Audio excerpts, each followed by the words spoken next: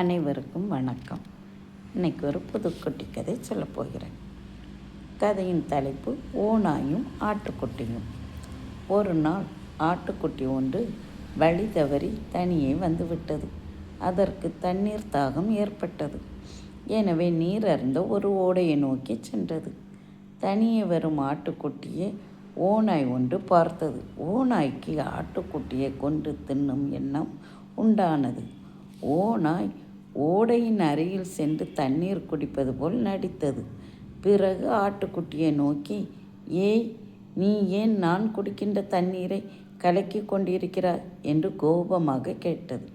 அதற்கு ஆட்டுக்குட்டி, ஐயா, நீங்கள் குடித்த தண்ணீர் தான் இங்கு வருகிறது. பிறகு நான் எப்படி தண்ணீரை கலக்க முடியும் என்று பணிவாக கூறியது. உடனே ஓநாய், பார், கடந்த 3 மாதங்களாகவே நீ இப்படித்தான் என்னிடம் வம்பு பேசி வருகிறாய் என்று பொய்யாக கோபப்பட்டது. ஐயா, நான் பிறந்தே 1 மாதம்தான் ஆகிறது. அப்படி இருக்க 3 மாதங்களாக நான் எப்படி வம்பு பேச முடியும் என்று ஆட்டுக்குட்டி கேட்டது. உடனே ஓநாய், நீ பேசவில்லை என்றால் உன் அம்மாவோ அப்பாவோ பேசியிருப்பார்கள். அதற்கான தண்டனை நீதான் அனுபவித்தாக வேண்டும் என்று கூறியபடி ஆட்டுக்குட்டியின் மீது பாய்ந்து அதை கொன்று தின்றது.